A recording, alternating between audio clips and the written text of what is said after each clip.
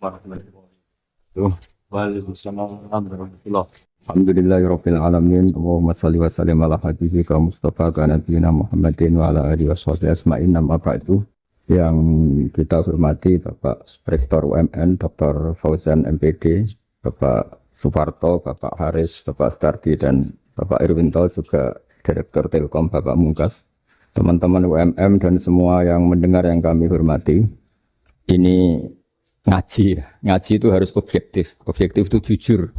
Jadi bisa saja korbannya ayah saya, bisa rektornya, bisa semuanya. Tapi korban dengan makna yang bagus. Karena di antara saran Al-Quran, Allah ngendikan kalau belajar atau mencari nasihat atau mencari kebaikan apa saja, itu diistilahkan walau ala anfusikum awil walidaini wal aqrabin. Meskipun ketentuan itu merugikan kamu. Jadi ketentuan apapun yang merugikan kita, kita harus tetap kaji. Meskipun itu tidak menguntungkan kita. Karena banyak problem, mulai dulu sebenarnya problem itu. Orang yang wakam da'in yadda'i annahu da'a ilallah, tapi hakikatnya yad'u ila nafsi. Jadi banyak da'i yang mengklaim dirinya mengajak ke Allah dan Rasul, tapi sebetulnya hakikatnya mengajak ke kelompoknya sendiri. Saya ini termasuk kiai yang masih orisinil. Artinya orisinil gini, suatu saat atau kapan saja saya kok sudah tidak laku jadi kiai, asal Islam jalan tetap senang. Karena nggak penting yang populer saya apa enggak itu tidak penting. Yang penting agama ini tetap jalan. Sama negara ini harus jalan siapapun presidennya. Nah ini penting saya utarakan karena perbedaan antara nafsu dan komitmen beragama itu tipis sekali. Sehingga dulu pernah ada cerita ini bukti keadilan Rasulullah SAW. Pernah suatu saat Nabi itu ngaji, yang ngaji seperti ini. Terus ada pemuda dengan cueknya ngelewati masjid yang sedang dipakai Nabi ngaji. Sehingga cerita semuanya ngomel ya, bergumam. Celaka betul pemuda itu, ada Nabi ngaji kok tidak ikut ya. Tapi Nabi secara besar hati ngendikan, ini ada di beberapa kitab di Fadhailul Kasbi, keutamaan kerja. Kata Nabi, pemuda itu mau mencangkul di lahannya. Jika dia mencari nafkah untuk keluarganya, untuk kebaikannya, maka itu bagian dari ajaranku. Jadi Nabi berbesar hati bahwa kerja seperti itu bagian dari ajarannya. Jadi tidak harus datang ke majelis ngaji. Dan bisa saja yang sedang hadir itu ya, orang yang dari istrinya minta belanja, dari ngaji terus generasi tuntut belanja kan gitu. Mungkin anak-anak UMM yang kesini daripada tengok-tengok yang Malang bosan jalan-jalan ke Rembang gitu. Jadi nggak mesti benar juga niatnya gitu. Jadi ya sama itu. Jadi kalau di dunia kiai yang masih orisinil itu nafsu itu benar-benar dilatih. Maka masyhur dalam cerita ada orang perang sama Ali radhiyallahu anhu. Ketika perang ini sangat semangat. Tapi ketika orang itu meludahi dan Sayyidina Ali ini tersinggung karena diludahi, Sayyidina Ali langsung angkat tangan. Sudah perangnya enggak usah diteruskan. Karena saya marah sama kamu sekarang demi nafsu. Karena kamu meludahi saya. Padahal saya tadi motifnya demi Allah dan Rasul. Jadi sangat tipis bedanya kita emosi karena diri kita dan emosi karena Allah dan Rasul. Sehingga ketika diludahin ini terus beliau mikir jangan-jangan perang saya karena saya diludahi. Nah yang hilang dari peradaban modern adalah Allah itu tidak begitu hadir di hati kita. Saya sering cerita di mana-mana, teks hadis itu sebenarnya berbunyi gini, ini hadis sahih. Mangka na yu'minu billahi wal yaumil akhir fal yukrim jarohu. Ada yang fal yukrim jarohu doifahu, ada yang fal yakul khairan aul yasmut. Siapa yang iman dengan Allah dan Rasul maka harus memuliakan tetangganya, memuliakan tamunya. Dulu itu ada seorang ulama dipanggil anak muda, dibully terus sekarang. Wahai kiai, datang ke rumah saya. Datang kiai itu. Setelah sampai ke rumah orang itu, silakan kiai kembali ke rumahnya. Saya tidak butuh kiai. Kiai itu dengan riang kembali. Setelah di rumah dipanggil lagi. Pak Yai, silakan datang ke rumah saya. Datang lagi. Ya senyum-senyum kiainya santai. Wah, enggak jadi butuh Pak Yai, silakan kembali lagi. Sampai 3 kali. Oh itu kalau rektor digitukan marah itu. Dosen marah. Kiainya santai. Santai, senyum-senyum, rileks. Ketika ditanya, kenapa Pak Yai tidak tersinggung? Jawabannya unik. Anak muda, saya ini senang sekali nuruti perintah Allah, disuruh menghormati tetangga. Sehingga ketika Anda manggil ya saya datang. Ketika Anda nyuruh pulang ya saya pulang. Saya senang sekali nyenengkan tonggo. Dan itu perintah Allah. Jadi tidak ada hubungannya dengan kamu. Wah, pemudanya nangis minta dimaafin. Kalau kita kan enggak. Kita ini dosen, kiai, mungkin kita doktor, mungkin kita profesor. Tapi kita ini sering didikte oleh orang bodoh. Kalau orang bodoh itu jengkel, lo kita ya jengkel. Lo kamu jengkel, dijengkelkan orang bodoh itu namanya terdikte. Itu bodoh apa pinter? Oh, itu tidak pinter sama sekali. Kalau betul-betul kamu pinter, hanya bisa didikte oleh Allah Subhanahu wa Ta'ala. Jadi antara hukum Allah apa? Wa ahsin man asa'a ilaika. Berbuatlah baik sama orang yang berbuat buruk sama Anda. Itu dikteannya Allah. Kalau dikteannya orang-orang bodoh, kayak dimangkel, ben mangkel. Terus kamu mangkel. Itu bodoh apa pinter? Nah, problem kita kekinian adalah wong pinter, wong bodoh itu podo-podo bisa didikte oleh sekelilingnya. Terus karuan wataknya perempuan seperti itu, wataknya anak-anak seperti itu, kita didikte. Anak-anak jengkelin kita mangkel, berarti kita didikte oleh orang bodoh. Makanya agama itu unik, kadang ngendikan wa ahsin man asa'a ilaika, kadang wasil man qata'aka. Sambunglah orang yang memutus kamu. Karena dengan demikian kita hanya didikte oleh Allah Subhanahu wa Ta'ala. Bukan didikte oleh hukum sosial. Cara Jawane nak ngapiki tangga sing apik akeh tunggale.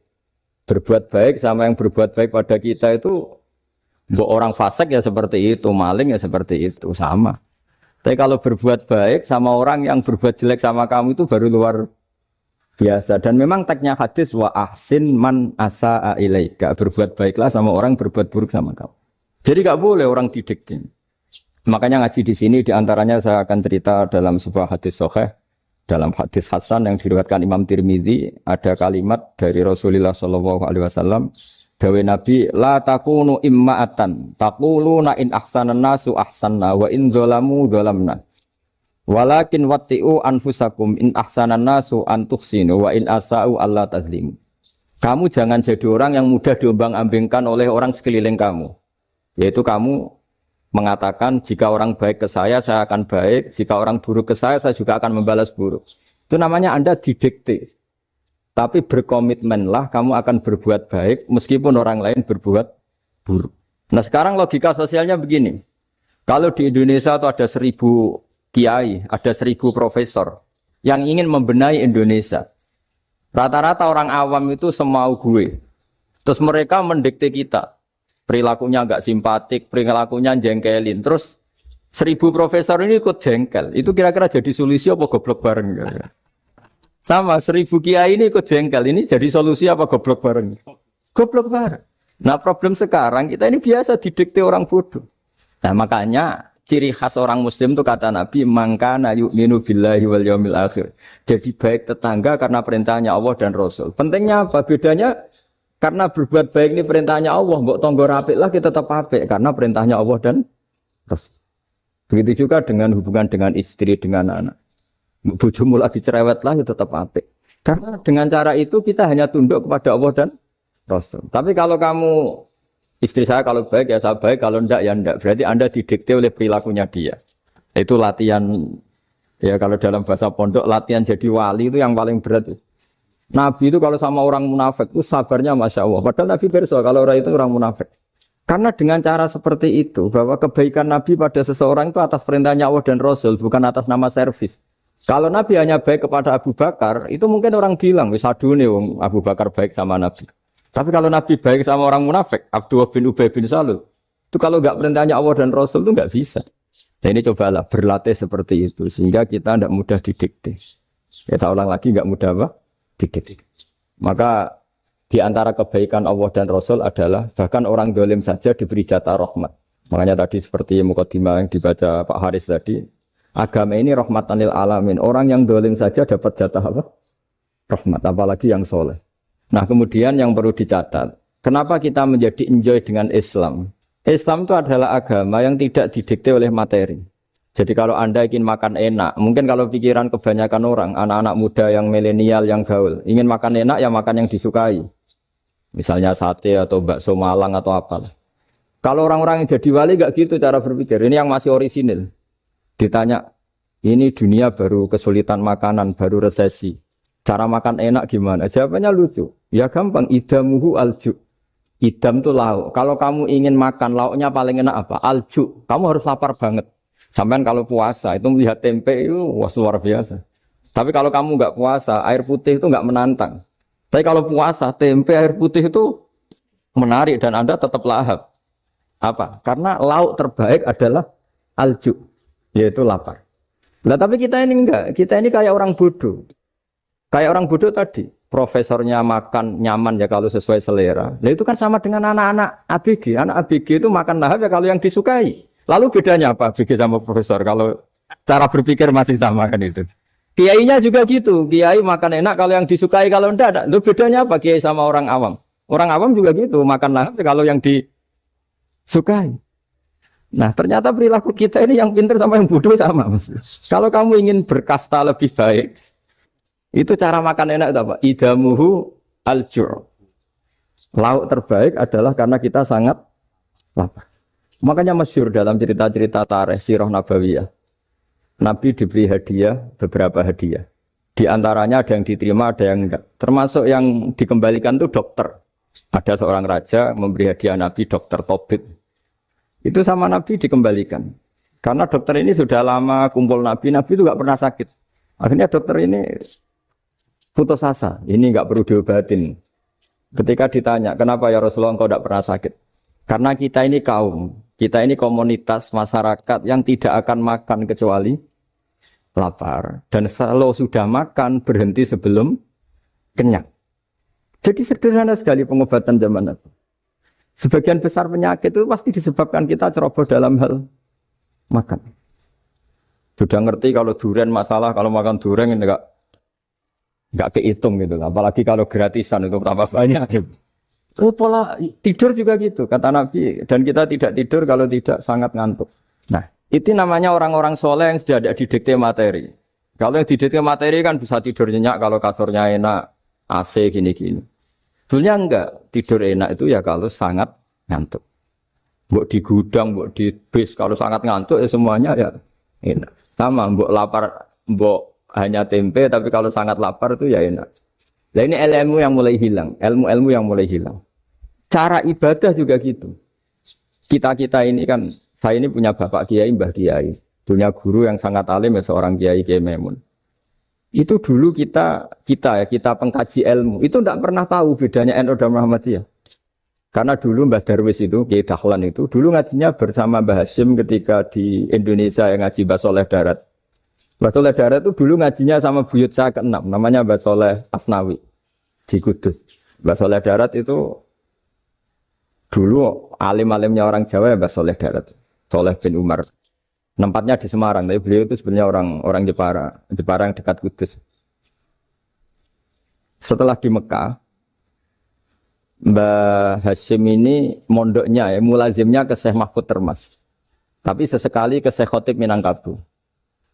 Nah yang Mbah Ahmad Dahlan lebih sering ke Syekh Khotib Minangkabau, sesekali ke Mbah Mahfud. Tinggal cerita karena Syekh Khotib Minangkabau sudah modern ya, terlibat organisasi dunia. Pas itu beliau pengagum Muhammad Abduh, pengagum Rasid Ridho.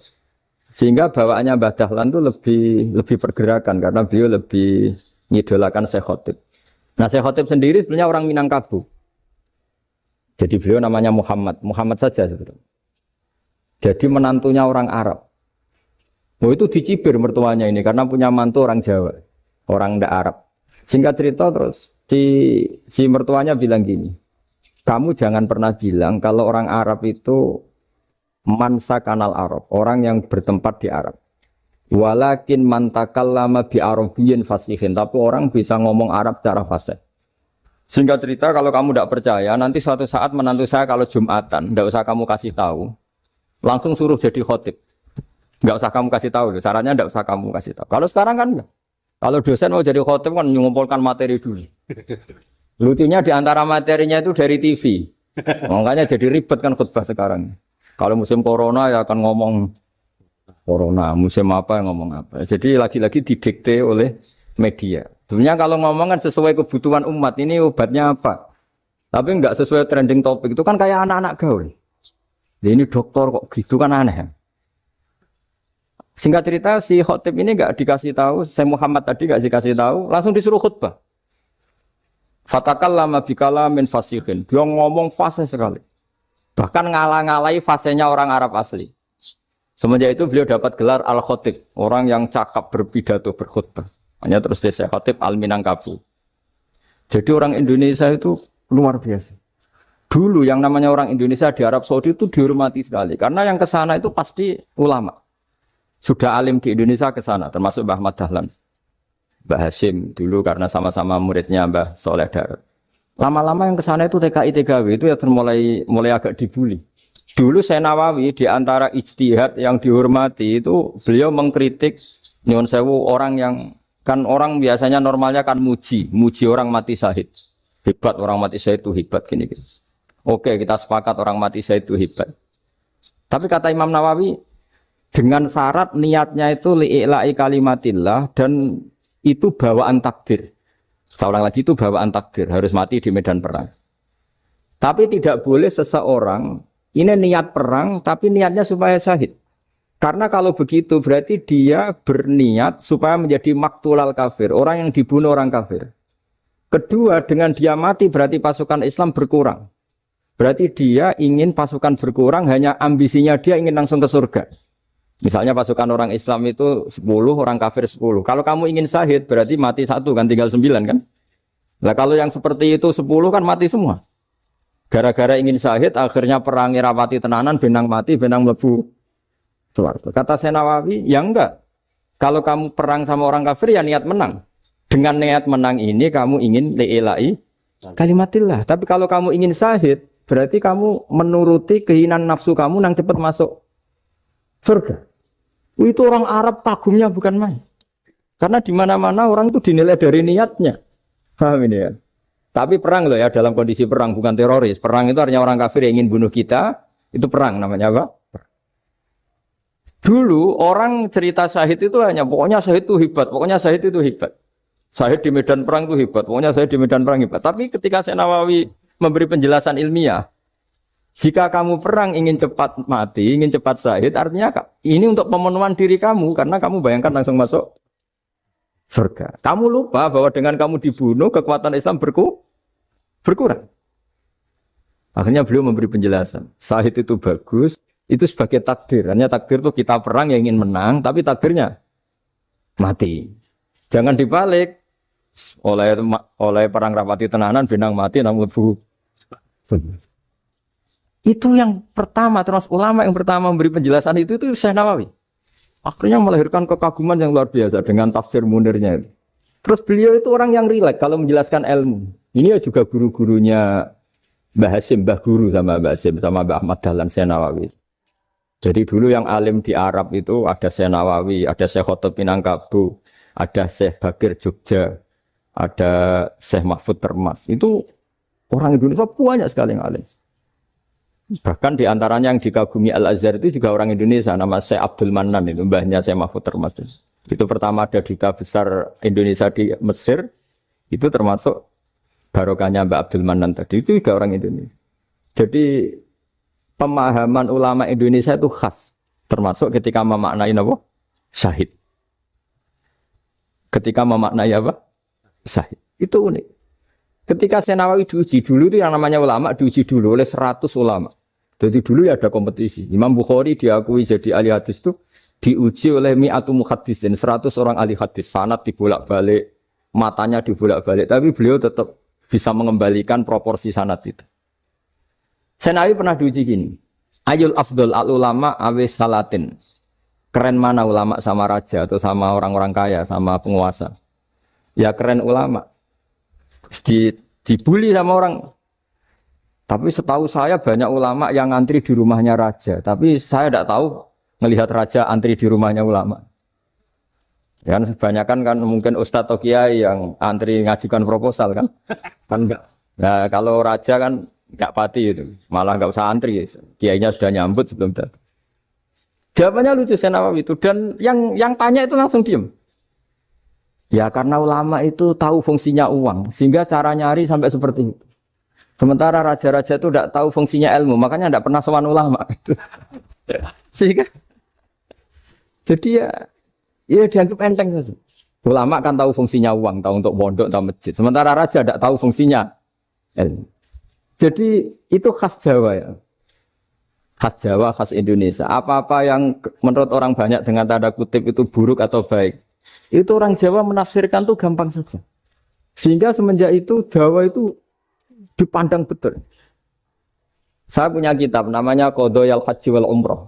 Itu terbitan Hayatul Ulya Arab Saudi, milik Wahabi. Itu diantara fatwa yang dipakai untuk solusi muskilatul haji, problem-problem haji kekinian. Itu fatwanya syekh-syekh yang dari Indonesia. Termasuk Syekh Khotib Minangkabau, Syekh Nawawi Banten, Syekh Bakir Nur Jogja. Misalnya begini, dalam fatwa-fatwa yang menyulitkan kita ya, sampai sekarang jadi perdebatan. Ketika Safa dan Marwah itu dengan batas tertentu, saya ulang lagi dengan batas tertentu. Mau tidak mau atas nama kebutuhan, itu kan butuh perluasan.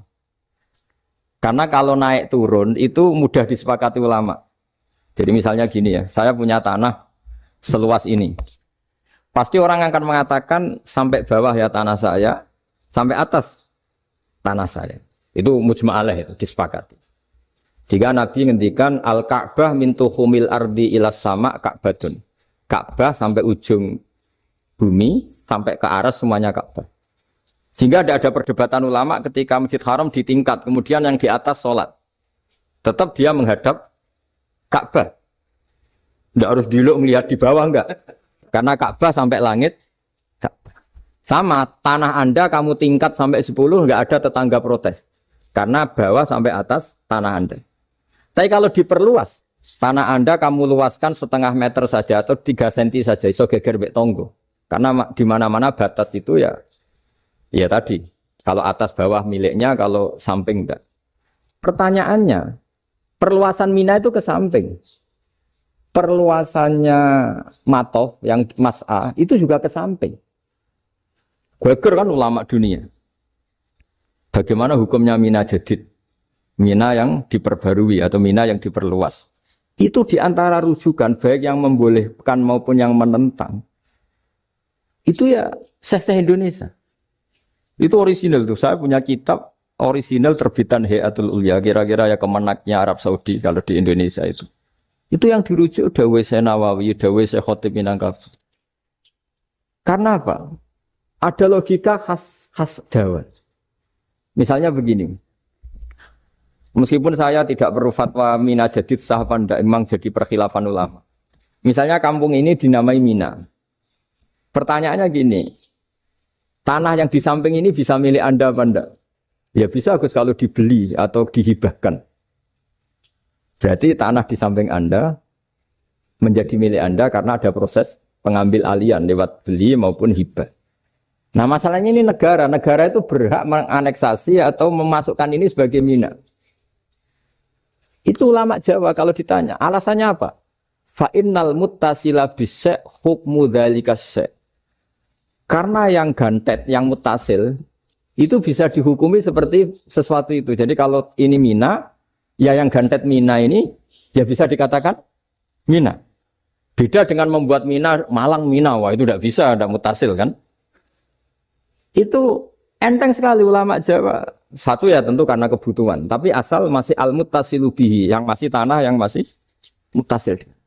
Nah, ketika perluasan mas'ah antara Safa dan Marwah kan misalnya ini batas luasnya Safa, ini batas luasnya Marwah. Lalu atas nama kebutuhan, Safa Marwah itu sampai sini. Sampai agak meluas ke sini. Itu geger Arab Saudi. Wah, ini gimana? Padahal tawaf itu harus antara Gunung Safa dan Gunung Marwah. Sa'i itu ya. Tapi kalau istilah Quran memang tawaf sama-sama. Makanya apa? Inna Safal Marwata min sya'airillah faman hajjal baita wa i'tamara fala junaha alaihi ayyat tawafati. Nah, jadi kalau istilah sa'i di Quran itu masih tawaf. Karena harus ada, kalau bisa lah, bukan harus. Kalau bisa memang harus ada unsur muternya. Kita kalau sa'i kan dari sini Safa sampai sini Marwah. Terus kan agak muter ke sini. Nah, kan agak membentuk lingkar, makanya Quran tetap mengistilahkan apa? Tawaf.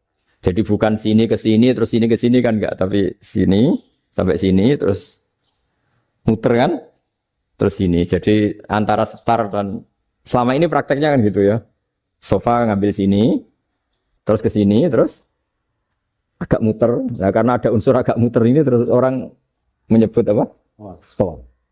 Tapi itu bukan syarat sah, ini cerita ideal. Saya ulang lagi ya. Gunung Sofa itu puncaknya atau pucuknya kalau dalam bahasa Jawa itu ya hanya segini, ini sampai sini. Nah, kelompok Islam yang fikih keras nggak boleh diperluas karena Allah memilih tempat ini itu spesial, jadi nggak boleh ke yang lain.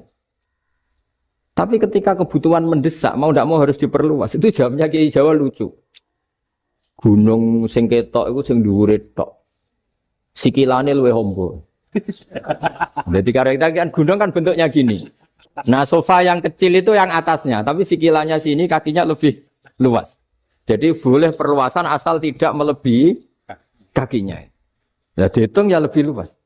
Jadi Kiai Jawa itu kayak wong delok gunung Penanggungan, kayak gunung Arjuna.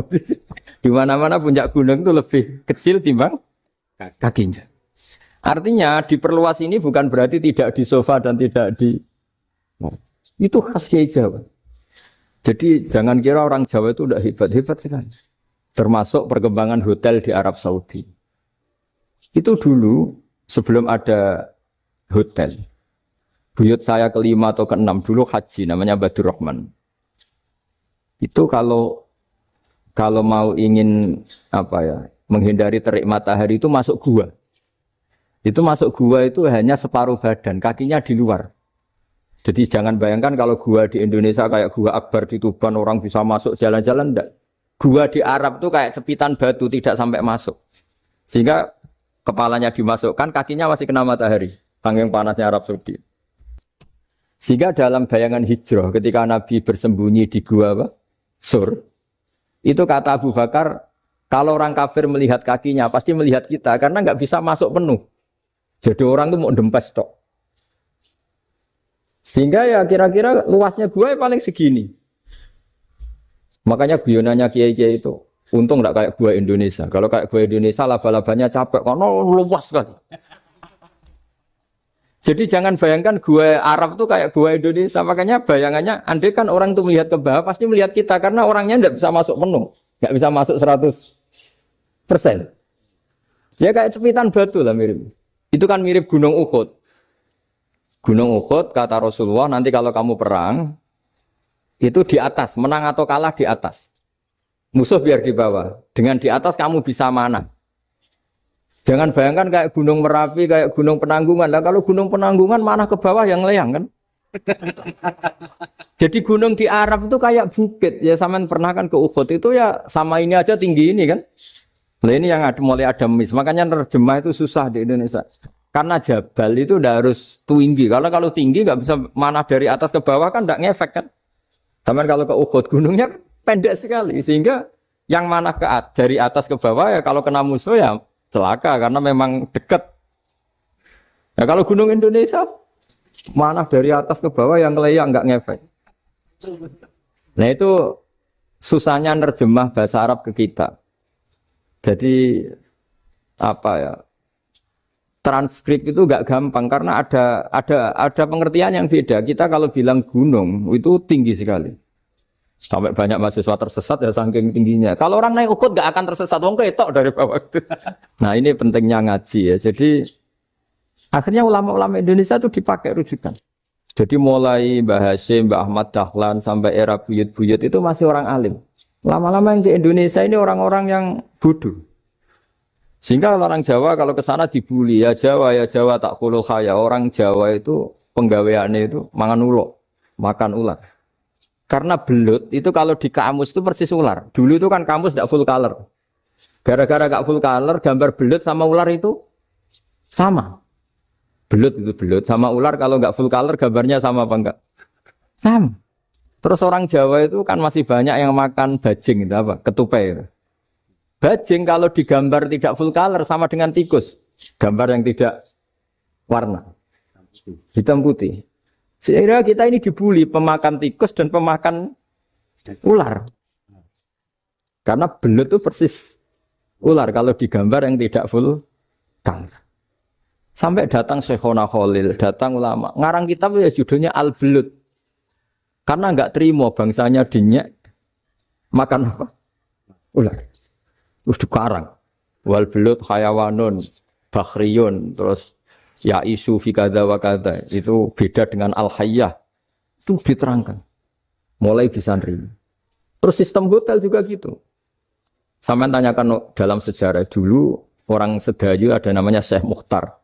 Syekh Mukhtar bukan bikin rumah besar yang siapapun orang Indonesia haji itu nempat di sana. Nah ini yang menginspirasi akhirnya ada hotel. Dulu Syekh Mukhtar hanya menyediakan untuk hujat-hujat Indonesia. Lama-lama jadi hotel. Tidak mau saya mau cerita. Kata Mbah Mun sering cerita. Kenapa wa ma arsalnaka illa rahmatal lil alamin, kata Mbah Mun. Allah itu pasti bikin ulama yang tidak produk Arab itu pasti ada. Kalau orang Arab jadi ulama wajar, bahasanya Arab, domisilinya di Arab. Tapi Allah akan selalu bikin ulama yang tidak bangsa Arab. Imam Ghazali itu Tus itu Persia. Imam Bukhari itu kira-kira kalau sekarang ikut Uzbek. Ya, Imam Bukhari itu kalau negara sekarang ikut mana? Uzbek. Kenapa demikian kata Mbah Mun? Karena Allah sudah ngendikan wa ma arsalnaka illa kafatan linnas. Manusia semua ini kena khitabnya Islam. Kalau tidak ada ulama yang dari berbagai negara, kesannya Islam itu hanya milik orang Arab Saudi. Makanya Allah selalu bikin ulama-ulama yang bahkan tidak Arab. Termasuk Imamul Muhaddisin, yaitu Imam Bukhari, itu orang Uzbek. Orang Rusia lah kalau sekarang ikut Uni Soviet dulu. Imam Ghazali itu orang Persia. Syekh Nawawi itu orang Banten. Karena Allah ingin memaklumatkan bahwa Islam ini untuk semua. Sehingga orang yang tidak Arab pun bisa belajar Islam. Yang alimnya itu gak kalah sama orang apa? Arab. Makanya ini PR ya. Kalau Gus Dah Ploso nanti ngendikan suatu saat orang belajar Islam itu bahkan orang Arab pun bisa belajar ke Indonesia. Kalau orang Indonesia bisa alim betul kayak dulu. Sekarang banyak liga antar ulama. Itu orang Indonesia pasti masuk. Ulama-ulama top dunia itu pasti orang Indonesia banyak yang masuk. Karena tadi ketika orang Indonesia baca kitab, itu orang Arab itu kagum. Kok bisa ada bahasanya baca secara benar? Bukan sekedar bisa baca secara benar. Karena memang dilatih sedemikian rupa di pondok-pondok. Makanya kita semua lah, yang alim di Indonesia itu kemana-mana ya pasti alim. Dulu putra Mbah Mun namanya Gus Zofur itu tahun pertama ya sudah the best di tahun pertama. Kalau tahun pertama the best-nya ilmunya bawaan dari sarang, dari keluarganya. Gus Najim mondok di Said Muhammad tahun pertama sudah dipuji sebagai yang teralim karena ya sanggup. Kalau dipujinya tahun ketiga, tahun keempat kan mungkin dapat dari sana. Ini tahun pertama. Saya ulang lagi tahun. Karena pengajaran di Indonesia itu luar biasa di pondok-pondok. Makanya kalau dalam anekdot pondok itu cerita-cerita lucu itu. Ada orang Jakarta ngaji, setelah di kelas itu pelengahan terus. Melihat jendela, lihat pintu terus.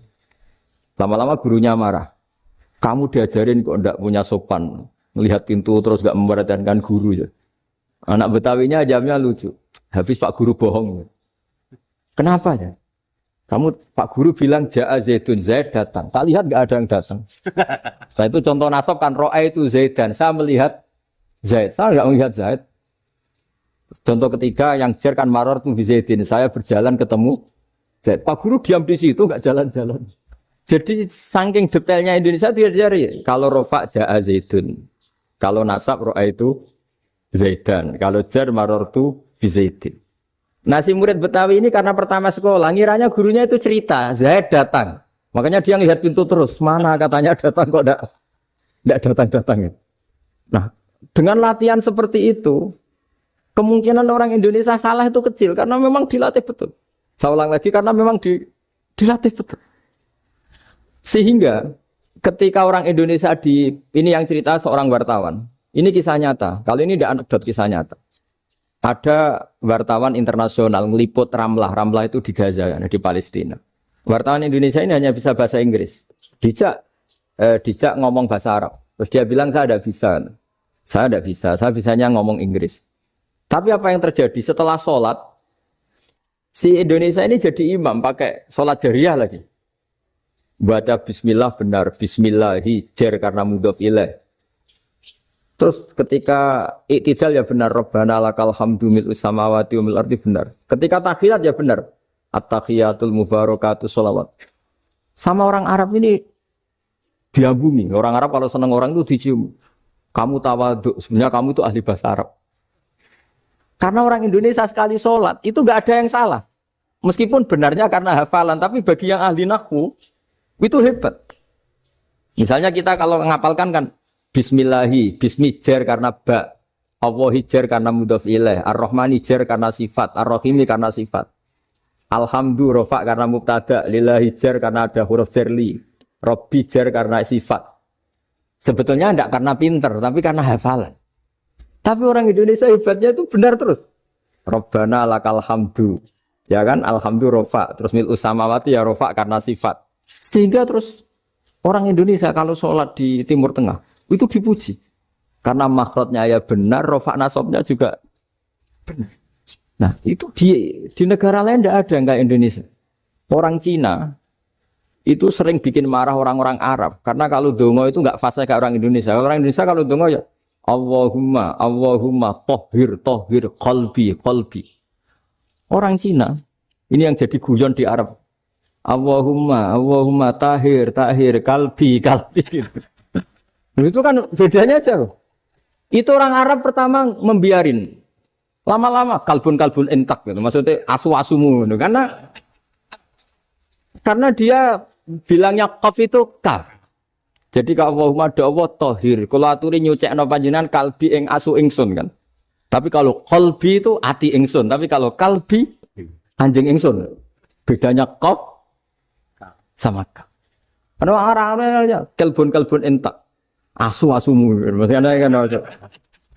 Tapi padahal orang Cina itu bareng dilihat tagnya, ya pakai kof. Orang Indonesia enggak, mulai kecil dilatih, fase-fase. Sampai ya sulit betul latihan Fatihah itu. Kalau di Kudus malah sampai 3 bulan Fatihah. Sampai at-tahiyyatu, kurang lagi, kurang bersih. At-tahiyyat sampai gitu. Sampai ada cerita itu orang dipanggil maftuhin itu enggak melengak, harus maftuhin. Tapi barokahnya itu orang Indonesia kalau dongo memang benar-benar Allahumma tohir qalbi. Ya Allah sucikan hati kami, bukan tahir kalbi. Karena sekali jadi kaf itu maknanya anjing saya. Ya Allah sucikan anjing. Jadi ini orang Indonesia.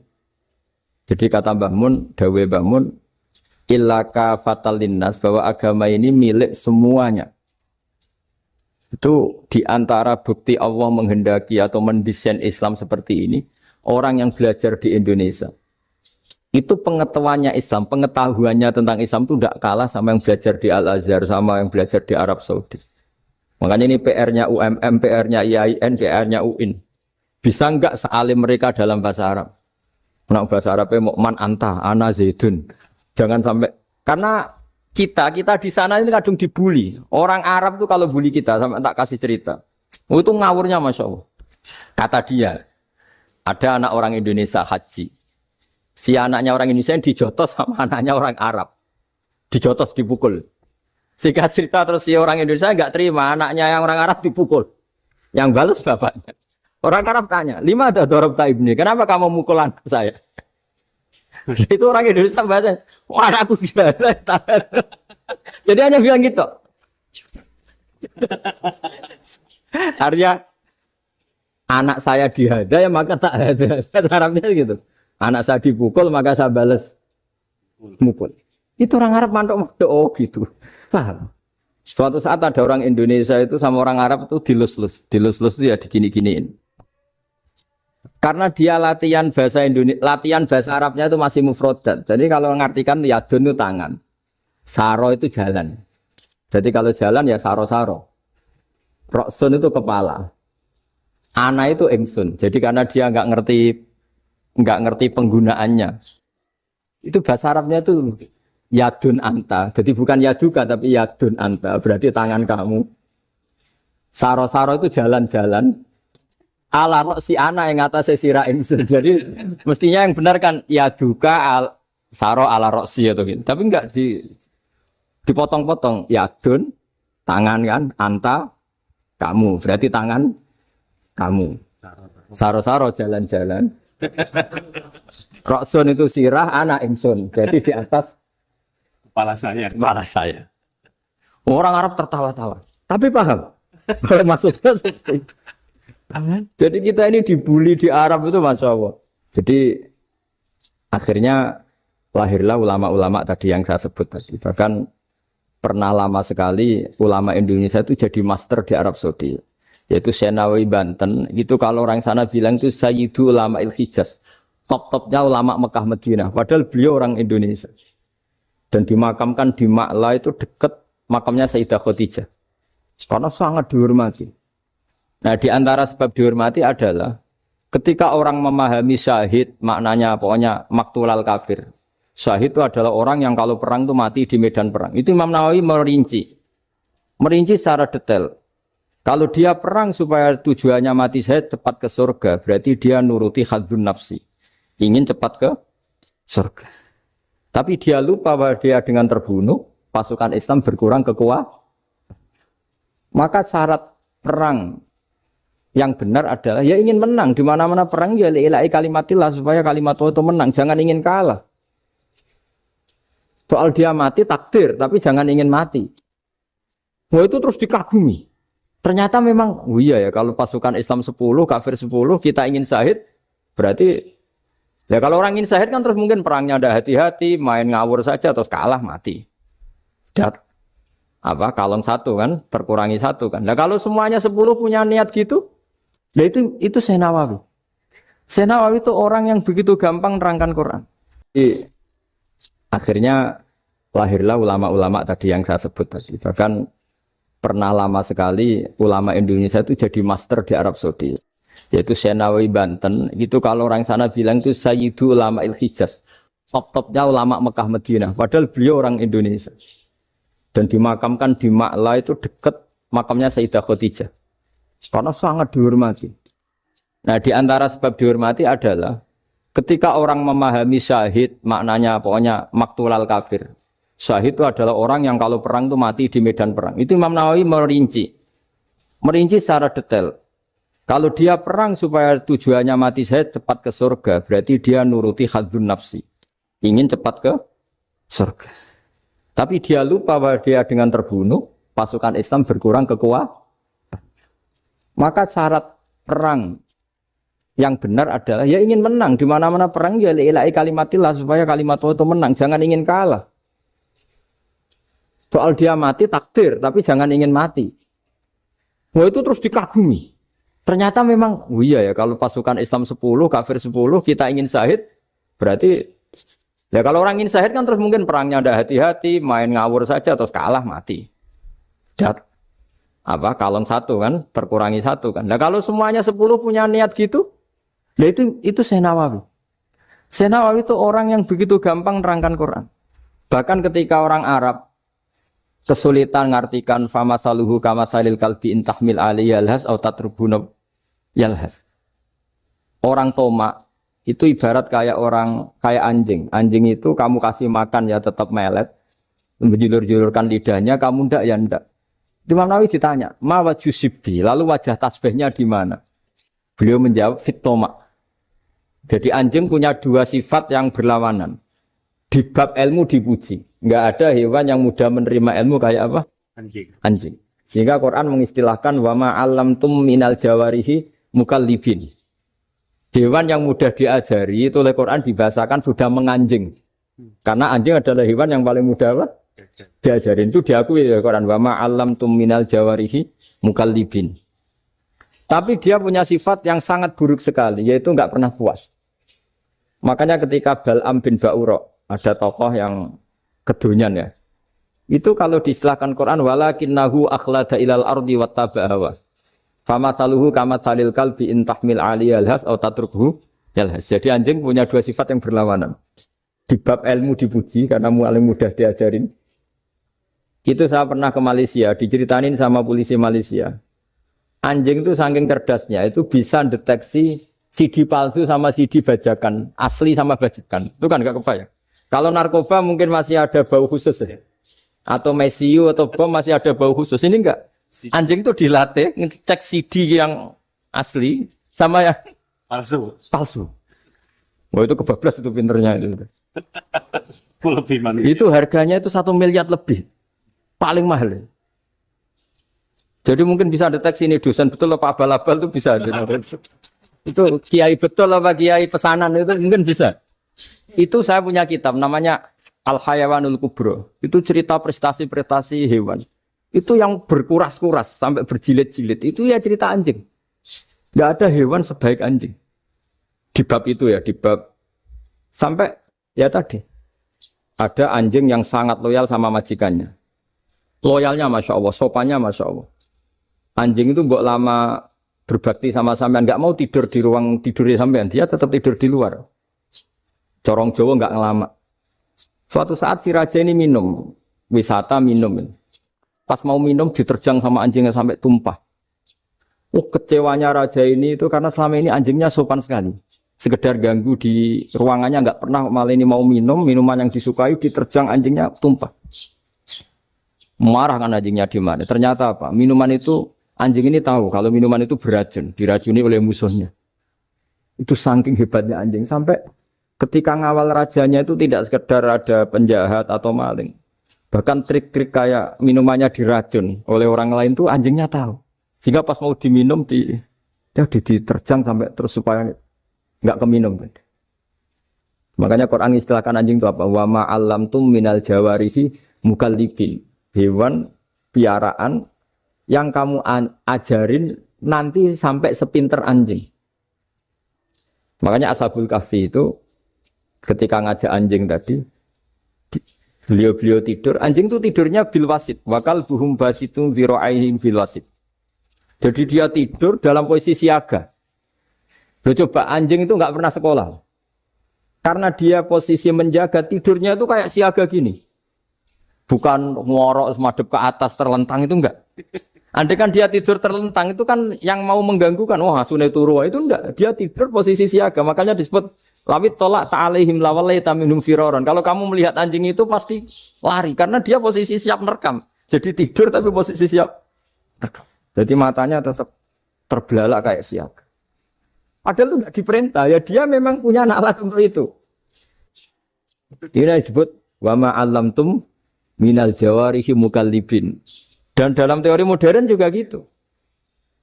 Tapi dalam hukum Islam yang dianut mazhab Syafi'i itu anjing tetap najis. Ya sudah najis ya najis. Tapi ada mazhab lain yang mengatakan tidak najis. Tapi tidak usah ngurmat anjing, geger nanti kalau rektor kampus punya anjing. Tapi ilmu itu bagus untuk kelangenan kadang. Andai kan tidak ada mazhab Malik, maka kita kesulitan menceritakan Ashabul Kahfi yang hewan piaraannya itu anjing. Tapi misalnya anjing disucikan, kita juga nanti susah menjelaskan hadis Nabi, malaikat itu tidak masuk rumah yang di situ ada apa? Anjing. Maka ilmu itu, makanya kata Imam Sa'roni, sebagian ilmu itu memang kelangenan, tapi nggak boleh jadi praktek. Tapi harus ada. Misalnya begini, contoh paling gampang. Api dalam mazhab Syafi'i kan alat pensuci hanya dua, air dan tanah. Ya saya ulang lagi, air dan tanah, yaitu tanah untuk mensucikan najis anjing. Imam Abu Hanifah menambahkan api. Mazhab Syafi'i itu agak kesulitan ketika ada batu bata dibikin dari tanah-tanah yang bercampur kotoran. Mazhab Syafi'i akan kesulitan karena di situ ada najis yang jadi materinya bata. Hukumnya gimana kalau nanti dipakai masjid? Tapi barokahnya ada beberapa mazhab. Abu Hanifah mengatakan dan api. Jadi apa tadi air, tanah, api. Alasannya masuk akal. Ketika usatul mukminin, orang-orang mukmin yang ahli maksiat itu sebelum masuk surga, kalau dia dosanya banyak itu dibakar dulu supaya suci. Emas itu untuk memisahkan dengan materi lain juga harus dibakar. Berarti api termasuk alat. Artinya gini, batu bata yang materinya dari tadi najis sekalipun, ini menjadi suci karena mengalami pembakaran. Tapi kata Imam Sa'roni, ilmu ini hanya sebagai ilmu. Jangan sampai kalau kamu mau wudu gak ada air terus membakar diri lah, ini ribet kan. Jadi ilmu itu sebagian memang untuk kelangenan. Karena kita butuh. Andai kan tidak ada mazhab Abu Hanifah, maka kita akan kesulitan pakai bata. Kita tahu cara bikinnya kadang di tempat yang kotor, di tempat yang najis. Tapi karena ini ngalami dibakar, maka hukumnya suci menurut mazhab Abu Hanifah. Dan itu sering. Ulama itu sampai apa? Saya punya kitab fikih namanya Fardul Masail. Pengandaian ada masalah. Jadi masalah itu belum terjadi tapi diandaikan. Misalnya kayak di Texas. Bumi itu bulat bola. Texas itu kalau dibor itu pas Ka'bah. Lalu kiblatnya di mana? Bumi ini kan hanya rubuk-rubuk seperempat. Yang ada arah itu seperempat. Tapi kalau Ka'bah itu sama Texas atau Texas dengan Ka'bah itu lalu kiblatnya mana? Mau sudah bebas arah. Maka ilmu mengatakan mara'ahu muslimuna hasanan fawa indahu hasanun. Kamu jangan nuruti ilmu hakikat tapi nuruti mindset. Kalau mainstreamnya orang banyak seperti itu, mindsetnya orang sana misalnya Ka'bah sana ya ikut sana. Tapi ini tidak mewakili hakikat karena kalau yang 380 derajat itu kan terus ribet. Makanya ini kesulitan di bab-bab fikih. Ya saya ulang lagi kesulitan di bab-bab fikih. Makanya fikih itu selalu bicara misalnya gini, ada orang sholat. Saya ulang lagi. Setelah salam pertama dia kentut, itu sholatnya batal apa enggak? Itu lama berdebat. Yang dikatakan rukun sholat itu salam pertama. Sehingga orang kalau sudah salam pertama, maka sudah keluar dari sholat.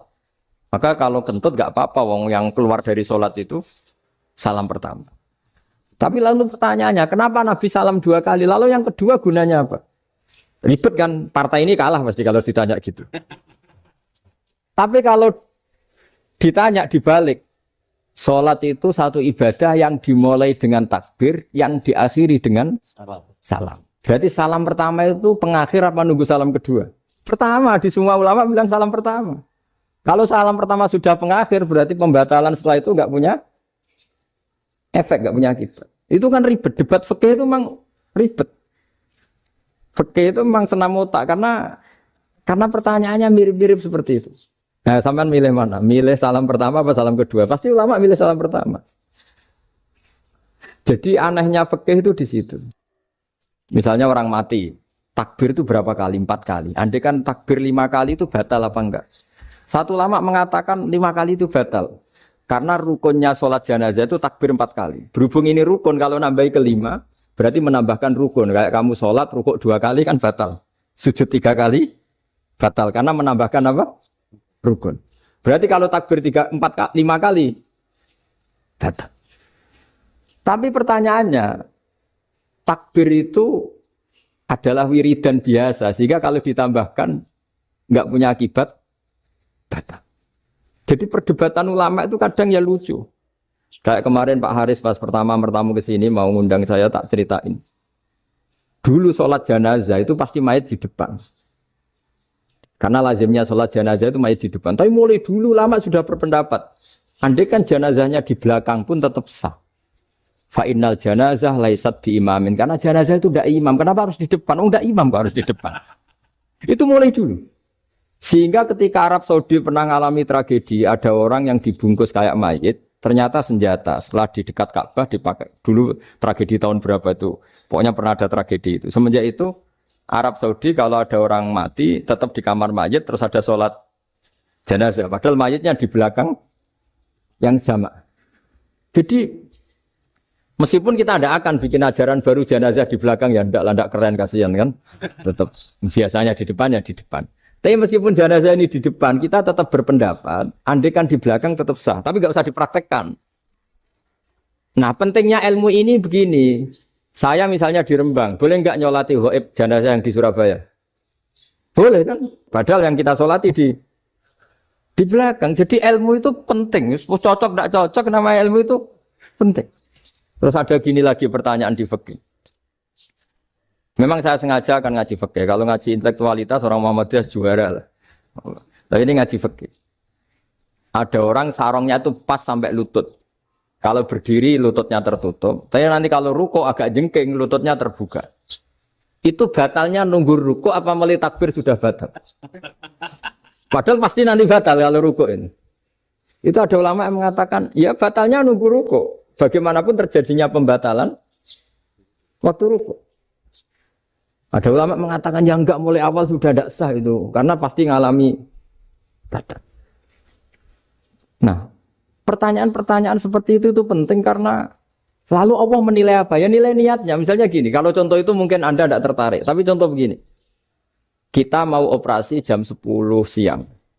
Kita tahu kalau nanti 10 siang akan divonis medis harus makan karena mau berobat. Malamnya itu kalau kamu orang soleh, bayangkan kamu orang soleh. Kalau tidak orang soleh kan tidak punya komitmen. Kamu milih niat puasa, apa enggak jam 10 mesti mokak menisan raposo. Kamu orang soleh. Kalau kamu orang soleh pasti milih puasa. Karena ini Ramadan. Meskipun nanti jam 10 pasti disuruh batal sama dokter. Setidaknya kita berpikir gini. Nak mati jam itu paling enggak ditulis saya sebagai orang yang puas.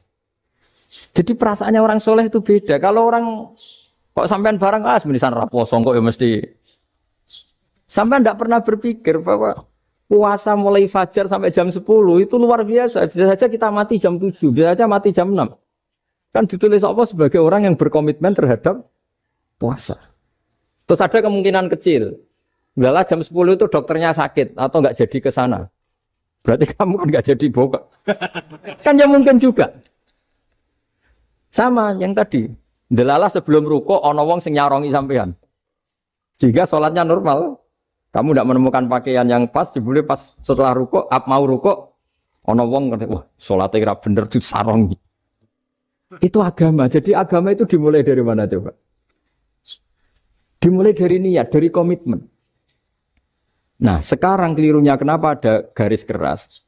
Agama itu dimulai dari keinginan ideal. Itu yang mulai itu ada orang-orang garis keras.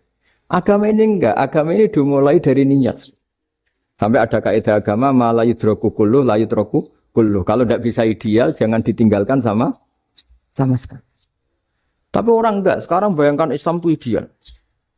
Pemimpinnya ya soleh, masyarakatnya soleh, enggak ada maksiat, enggak ada apa. Senan apa ilmu?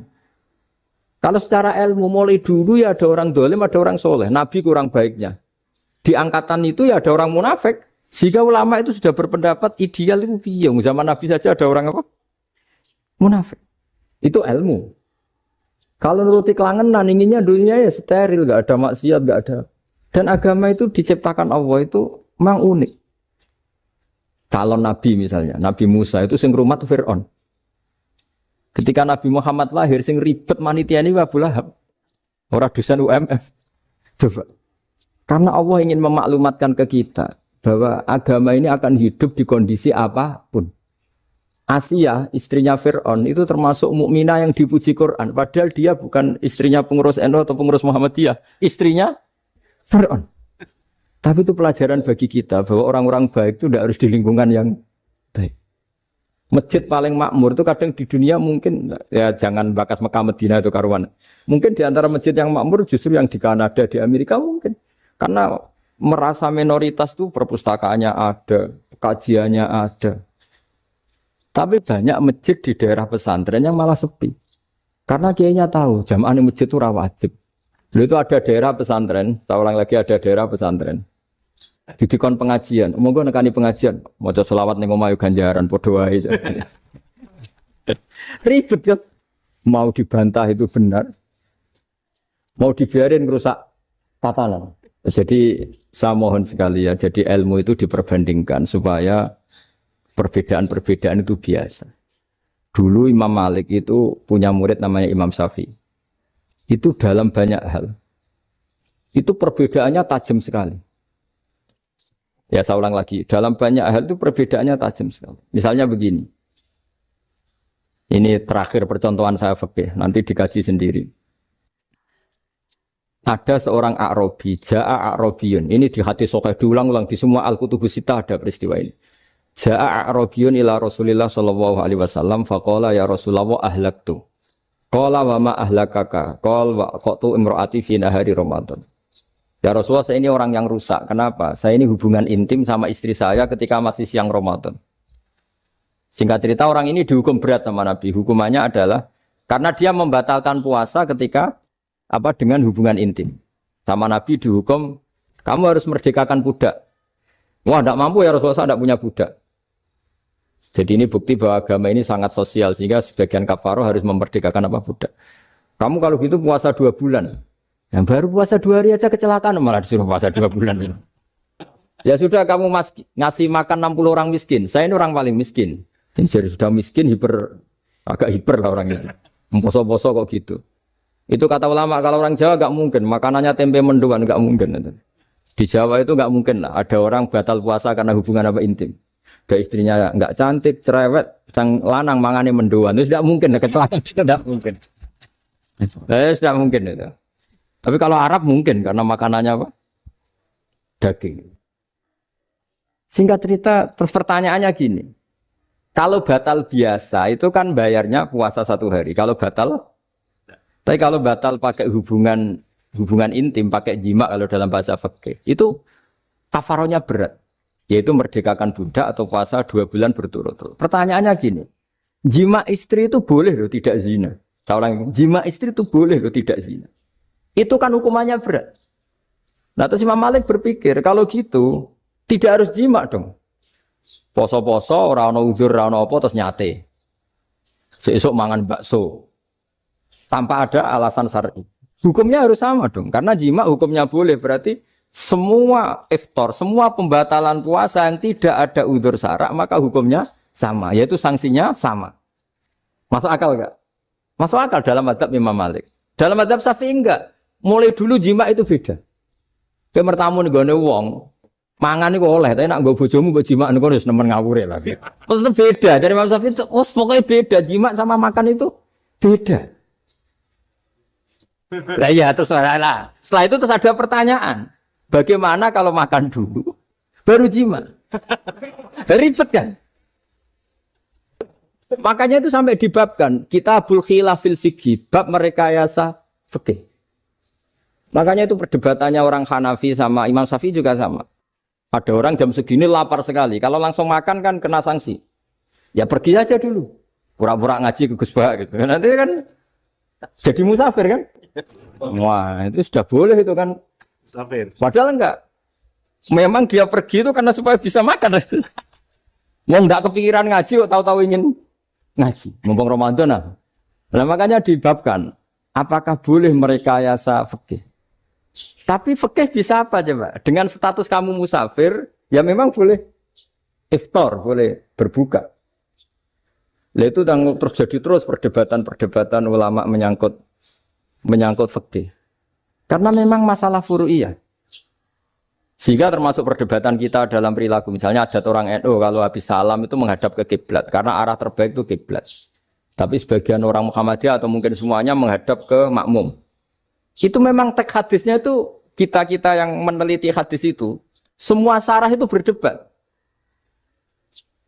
Nabi memuji kiblat itu arah terbaik, oke. Tapi di bab itu Nabi itu aqbala alaina menghadap ke kita. Lalu pertanyaannya, kenapa menghadap ke kita? Ada mengatakan karena Nabi memang punya tradisi kadang ngendikan. Ya tentu dulu istilahnya tidak kultum, nggak ada istilah itu dulu. 7 menit itu nggak ada. Tapi ada ulama yang analisis begini, termasuk kitab Fathul Bari. Nabi itu tokoh sentral, taruh lagi Nabi itu tokoh sentral. Ini kata kitab Fathul Bari, bukan kata saya. Nah orang-orang yang imamu kaumi, orang-orang yang jadi imam di daerah masing-masing, tetap kalau sholat itu ikut Nabi. Ikut Nabi setelah salam langsung pulang. Jadi sebetulnya salam langsung pulang itu ya ada sejarahnya, karena dia mau jadi imam di daerahnya. Nah, tidak kebayang kalau Nabi itu madhep kiblat. Kalau Nabi madhep kiblat, orang yang masbuk, yang barusan datang, pasti langsung usolli, misalnya fardhu isya'i misalnya. Terus makmum Nabi, padahal Nabi sholatnya sudah selesai. Jadi intinya gini, kata Fathul Bari, imam setelah salam itu harus bikin gerakan atau omongan atau apa saja yang menunjukkan kalau sholatnya selesai. Di antara gerakan itu adalah beliau harus menghadap ke hadirin atau menghadap ke utara. Atau apa saja yang penting menunjukkan kalau sholat ini sudah selesai. Itu fikih. Jadi fikih itu cara menganalisis itu memang unik.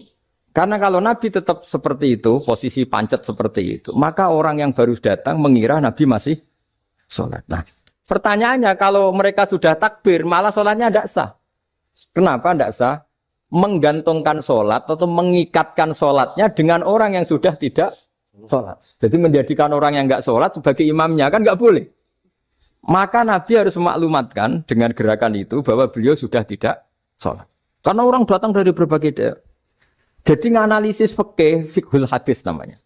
Itu ulama itu mau tidak mau debat. Karena pertanyaannya itu kenapa?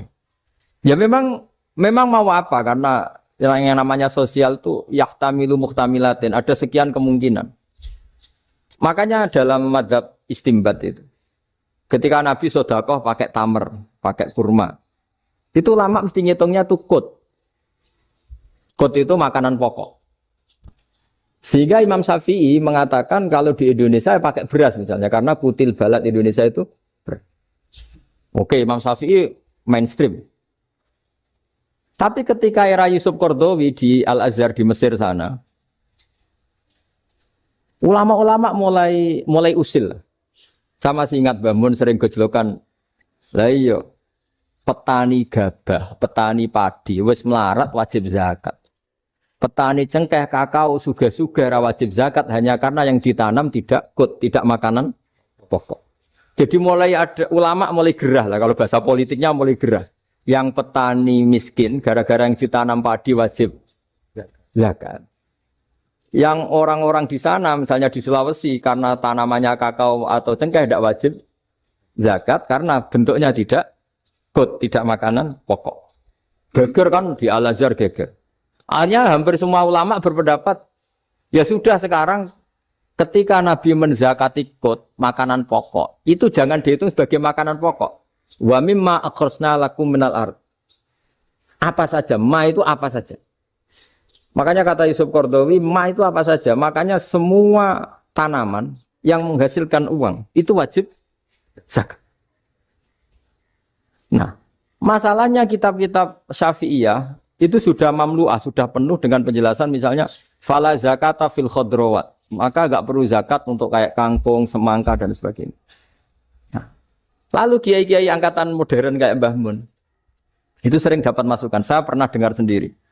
Yai, saya ini punya sawah 1 hektar, tak tanamin padi, itu enggak pernah kaya saya. Sekarang tak tanamin kangkung malah saya kaya, karena tiap 3 hari panen tak kirim ke Jakarta. Itu orang Indramayu yang tanya. Jadi tanam padi gak pernah kaya, tanam kangkung kaya. Nah, karena dia orang soleh, kalau zakat boten. Mau diwajibkan zakat tidak makanan pokok, mau tidak wajib dia kaya. Semenjak itu perubahan di Indonesia ikut. Akhirnya ada zakat, pokoknya asal tanaman yang 1 nisab ya wajib zakat. Masih ada debat lagi. Ketika nanam ingin dipanen, itu dia petani apa pedagang? Karena nanti perdebatannya ikutnya zakat zuruk, zakat tanaman apa zakat pedagang. Kalau sampean nggak pernah debat berarti sebenarnya Anda tidak dosen Islam ini. Mau dosen nggak pernah diskusi fikih apa Islam.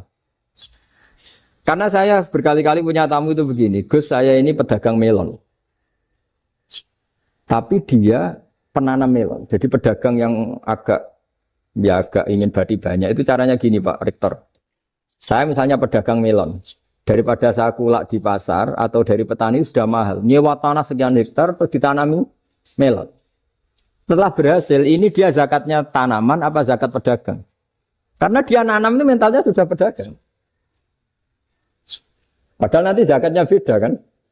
Yang 1 2,5%, yang 1 rubul usur sama nisul usur sama usur. 1/10 sama 1/20. Kalau zakatnya zuruk kan 1/10 atau 1/20. Yang 1 rubul usur, kira-kira 2,5. Saya ulang lagi ya. Jadi di era modern itu kita jadi bingung pedagang tapi gayanya petani. Petani tapi hakikatnya. Jadi gampangannya gini ya. Kalau saya pedagang beras, kok saya kaya raya. Itu mendingan nyewa sekian hektar untuk ditanamin padi ya daripada tengkulak, daripada beli. Akhirnya perdebatannya ini zakatnya pakai apa? Misalnya tebu, misalnya petani tebu. Oh jelas kalau jual nanam tebu itu ingin dijual. Masa apa tiga es tebu berhektar-hektar? Lah kira-kira kalau menurut jenengan ini zakatnya zakat apa? Tijarah apa zakat tanaman? Mentalnya tijarah, mentalnya pedagang. Nah ini saya hanya mau cerita. Khilaf, kadang-kadang orang angen-angen. Khilaf itu enggak mungkin enggak. Ya sama seperti NU dan Muhammadiyah selalu khilaf awal Ramadan. Itu memang nggak bisa nggak khilaf. Misalnya begini, tak beri contoh ya. Karena kadang yang khilaf juga nggak pernah belajar. Lucu kan? Tak beri contoh ya. 2001 itu abad keberapa coba? Tahun 2001. Abad 21 abad 20? Abad 21. Jadi meskipun terpaut 1 tahun, padahal abad itu 100 Tahu. Nah, pikirannya orang-orang Muhammadiyah seperti itu. Hilal kalau sudah melewati garis ufuk, meskipun setengah derajat atau 1 derajat itu sudah ikut bulan berikutnya. Sehingga ya sudah, meskipun sekian derajat sudah dianggap Ramadan. Nah, pikirannya orang NU enggak. Harus ru'yah bil fi'li. Itu sebetulnya lagi-lagi sebenarnya tidak masalah NU dan Muhammadiyah, itu di kitab-kitab ya seperti itu. Jadi nganalisis fikih, fiqhul hadis namanya. Itu ulama itu mau tidak mau debat. Karena pertanyaannya itu kenapa? Ya memang mau apa? Karena yang namanya sosial itu yahtamilu muhtamilatin, ada sekian kemungkinan. Makanya dalam madzhab istimbat itu, ketika Nabi sodakoh pakai tamer, pakai kurma, itu lama mesti ngitungnya tuh kut. Kut itu makanan pokok. Sehingga Imam Syafi'i mengatakan kalau di Indonesia pakai beras misalnya, karena putil balat Indonesia itu beras. Oke, Imam Syafi'i mainstream. Tapi ketika era Yusuf Qaradawi di Al-Azhar di Mesir sana, ulama-ulama mulai usil. Sama sih ingat Mbah Mun sering gejlokan, lah iya, petani gabah, petani padi, wis melarat wajib zakat. Petani cengkeh, kakao, suga-suga wajib zakat hanya karena yang ditanam tidak tidak makanan pokok. Jadi mulai ada ulama mulai gerah lah, kalau bahasa politiknya mulai gerah. Yang petani miskin gara-gara yang ditanam padi wajib zakat. Yang orang-orang di sana misalnya di Sulawesi karena tanamannya kakao atau cengkeh tidak wajib zakat karena bentuknya tidak makanan pokok. Geger kan di Al-Azhar geger. Hanya hampir semua ulama berpendapat ya sudah sekarang ketika Nabi menzakati kot makanan pokok itu jangan dihitung sebagai makanan pokok. Wa mimma akhrajna lakum minal ard. Apa saja, ma itu apa saja. Makanya kata Yusuf Qaradawi, ma itu apa saja. Makanya semua tanaman yang menghasilkan uang itu wajib zakat. Nah, masalahnya kitab-kitab Syafi'iyah itu sudah mamlu'ah, sudah penuh dengan penjelasan misalnya fala zakata fil khadrawat. Maka enggak perlu zakat untuk kayak kangkung, semangka dan sebagainya. Lalu kiai-kiai angkatan modern kayak Mbah Mun itu sering dapat masukan. Saya pernah dengar sendiri. Kiai, saya ini punya sawah 1 hektar, tak tanamin padi, itu nggak pernah kaya saya. Sekarang tak tanamin kangkung malah saya kaya, karena tiap 3 hari panen tak kirim ke Jakarta. Itu orang Indramayu yang tanya. Jadi gak tanam padi nggak pernah kaya, tanam kangkung kaya. Nah, karena dia orang soleh, kalau zakat boten. Mau diwajibkan zakat tidak makanan pokok. Mau tidak wajib dia kaya. Semenjak itu perubahan di Indonesia ikut. Akhirnya ada zakat. Pokoknya asal tanaman yang 1 nisab ya wajib zakat. Masih ada debat lagi. Ketika nanam ingin dipanen, itu dia petani apa pedagang? Karena nanti perdebatannya ikutnya zakat zuruk, zakat tanaman apa zakat pedagang. Kalau sampean nggak pernah debat berarti sebenarnya Anda tidak dosen Islam ini. Mau dosen nggak pernah diskusi fikih apa Islam. Karena saya berkali-kali punya tamu itu begini, Gus saya ini pedagang melon. Tapi dia penanam melon. Jadi pedagang yang agak ingin badi banyak itu caranya gini Pak Rektor. Saya misalnya pedagang melon. Daripada saya kulak di pasar atau dari petani sudah mahal. Nyewa tanah sekian hektar terus ditanami melon. Setelah berhasil, ini dia zakatnya tanaman apa zakat pedagang? Karena dia nanam itu mentalnya sudah pedagang. Padahal nanti zakatnya beda kan? Yang 1 2% setengah, yang 1 rubul usur sama nisul usur sama usur. 1/10 sama 1/20. Kalau zakatnya zuruk kan 1/10 atau 1/20. Yang 1 rubul usur, kira-kira 2,5. Saya ulang lagi ya. Jadi di era modern itu kita jadi bingung pedagang tapi gayanya petani, petani tapi hakikatnya. Jadi gampangannya gini ya, kalau saya pedagang beras, kok saya kaya raya, itu mendingan nyewa sekian hektar untuk ditanamin padi ya daripada tengkulak, daripada beli. Akhirnya perdebatannya ini zakatnya pakai apa? Misalnya tebu, misalnya petani tebu. Oh jelas kalau jual nanam tebu itu ingin dijual. Masa apa gue es tebu berhektar-hektar. Lah kira-kira kalau menurut jenengan ini zakatnya zakat apa? Tijarah apa zakat tanaman? Mentalnya tijarah, mentalnya pedagang. Nah ini saya hanya mau cerita. Khilaf, kadang-kadang orang angen-angen. Khilaf itu nggak mungkin enggak. Ya sama seperti NU dan Muhammadiyah selalu khilaf awal Ramadan. Itu memang nggak bisa nggak khilaf. Misalnya begini. Tak beri contoh ya. Karena kadang yang khilaf juga nggak pernah belajar. Lucu kan? Tak beri contoh ya. 2001 itu abad keberapa coba? Tahun 2001. Abad 21 abad 20? Abad 21. Jadi meskipun terpaut 1 tahun, padahal abad itu 100 tahun. Nah pikirannya orang-orang Muhammadiyah seperti itu. Hilal kalau sudah melewati garis ufuk, meskipun setengah derajat atau 1 derajat itu sudah ikut bulan berikutnya. Sehingga ya sudah, meskipun sekian derajat sudah dianggap Ramadan. Nah pikirannya orang NU enggak. Harus ru'yah bil fi'li. Itu sebetulnya lagi-lagi sebenarnya enggak masalah NU dan Muhammadiyah itu di kitab-kitab ya seperti itu. Kita ini enggak biasa goblok ya. Artinya kita tahunya, kita yang keluarga kiai tahunya kunut mazhab Hanafi, enggak kunut mazhab Syafi'i. Tapi tahu-tahu ini mazhab NU, ini mazhab itu aneh itu menurut kita. Kita ini anggap apa? Mana ada Muhammadiyah jadi mustahid, mana ada NU jadi mustahid. Jadi sebetulnya orang tahu semua lah. Kalau Abu Hanifah itu tidak kunut, Imam Syafi'i itu kunut. Imam Syafi'i pernah main di masjidnya Abu Hanifah ya tidak kunut, ditanya. Kenapa tidak kunut? Jenengan itu presiden kunut. Tidak sanggup mati Abu Hanifah. Dulu dia biasa aja. Sekarang geger. Ya karena tidak punya kegiatan. Sebenarnya itu nggak masalah, mulai dulu biasa. Saya teruskan ya. Nah, menurut mayoritas ulama, nunggu ru'yah bil fi'li. Ru'yah bil fi'li itu gini. Mata telanjang bisa melihat. Karena agama ini menggantungkan perintah itu sama melihat. Kalau kamu tidak melihat itu bagaimana kena hukum? Ibarat gini, Pak Rektor datang ke rumah saya, tapi saya nggak tahu. Kena nggak saya hukum harus menghormati? Dia datang nggak sembunyi-sembunyi. Saya kena hukum harus menghormati ya kalau melihat, kalau enggak ya enggak. Tapi Pak Rektor tetap bilang, tapi saya hakikatnya datang, jadi saya datang saja. Itu kan ribet. Akhirnya ya sudah, itu enggak ada khilaf sampai mati ada khilaf karena yang satu menggantungkan hukum itu digantungkan sama tahu. Kalau enggak tahu ya, misalnya baju saya ini hakikatnya ada najis, pas sholat saya enggak tahu. Sholat saya sah apa enggak? Sah.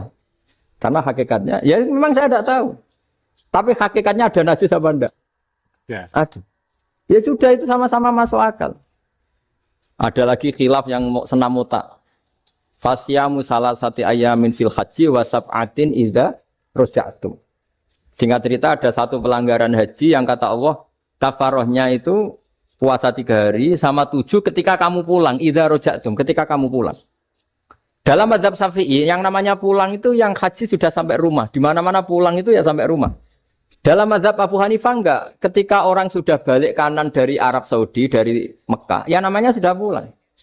Misalnya gini, ini Pak Rektor pamit saya, Pak Haris. Gus, Pak Haris mana? Ya sudah pulang kata saya, padahal sampai pandangan sampai.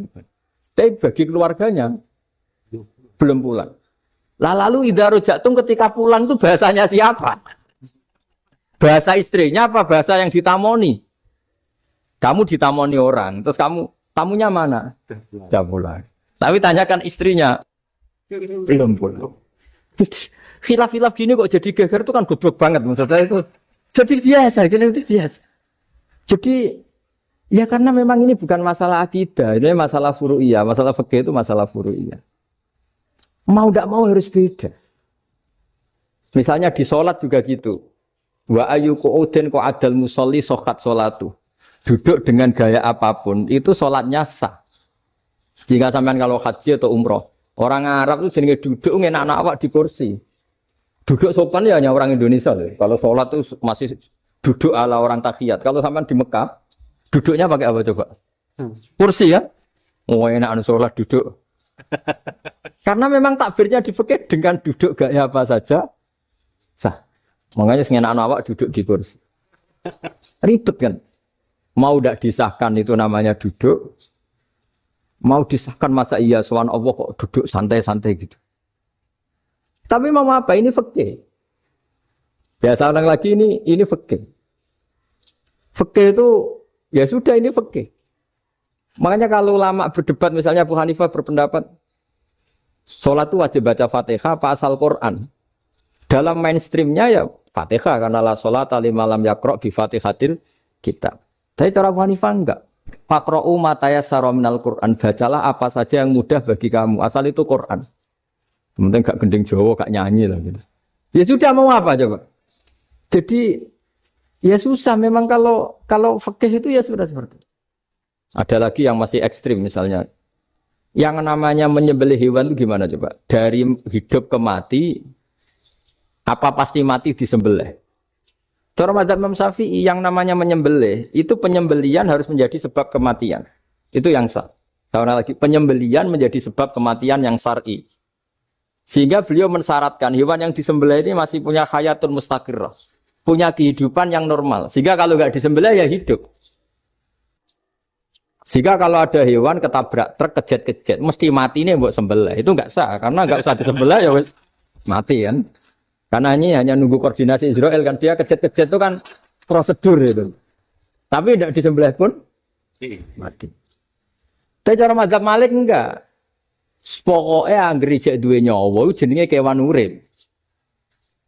Dengan kamu sembelih berarti matine mergo mbok sembelih. Meskipun nanti ya enggak usah disembelih ya mati. Coba hitung secara ilmu matematika. Kalau enggak disembelih hidupnya 5 menit. Gara-gara kamu sembelih hidupnya langsung mati. Terus dia matinya, cara di persidangan, matinya disebabkan apa? Disebabkan disembelih apa kecelakaan? Loh, ya debat toh kamu. Sama-sama UMM aja debat.